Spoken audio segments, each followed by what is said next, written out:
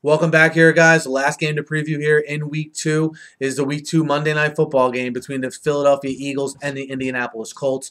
This game will take place in Indianapolis, who comes in with a record of 0-1, played in primetime last week on Sunday night, losing after coming back late to the Broncos 31-24. You had the Eagles, who opened up at 1-0, home win versus the Jaguars. A rough start for the Eagles, but they came roaring back in the second half. And you start with the Eagles. They come in at 1-0 in a tough game here going on the road to Indianapolis.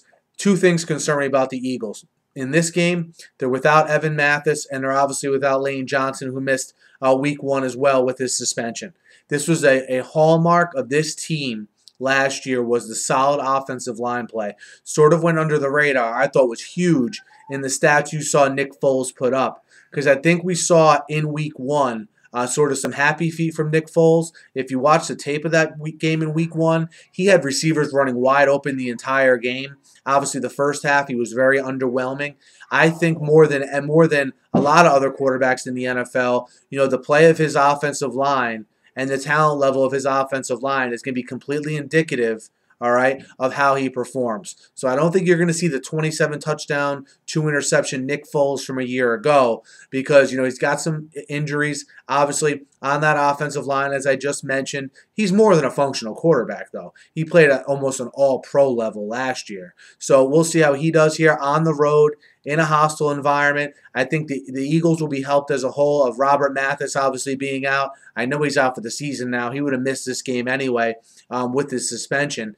Can some guys on the Colts pick up the slack and get any sort of pass rush? The two areas that have to concern you if you're a Colts fan are the pass rush and the play of the offensive line, both of which are huge, huge concerns. At home, those two areas tend to be a little bit better for the Colts. We'll see if they can hold up against the Eagles in this one. The Eagles' defense, not great.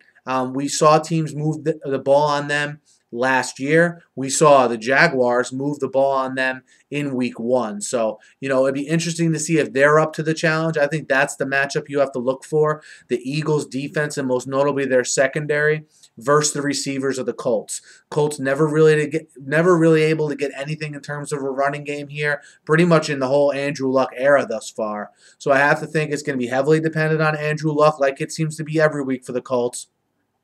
And in turn, can that Colts defense rise to the occasion and play a little bit better against that dynamic Philly offense? And I haven't even mentioned LaShawn McCoy yet. You think he has to have a better game in Week 1 than he did in Week 1 for this team to have sustained success. I think here what you see is a defense in the Colts that plays a little bit better at home. I think you see them do that in this one. And I think Andrew Luck just outplays Nick Foles in this one. Nick Foles is a huge concern for me, again, with that beat-up offensive line in front of him. We'll see how it plays out. But for me right now, until I see him have an above-average game with that beat-up offensive line, I have to go with Andrew Luck at home, facing the possibility of going 0-2. I think you get a great effort out of the Colts tonight because of that. You have to factor in desperation. You certainly have to factor in the home field. I like Indianapolis -3 in this game. Guys, let me know what you think. Hit me up in the comments. Hit me up on Twitter. Be sure to subscribe. Always previewing the games in the NFL. Thanks as always for listening. The Week 3 previews will start tomorrow night. Have a great night.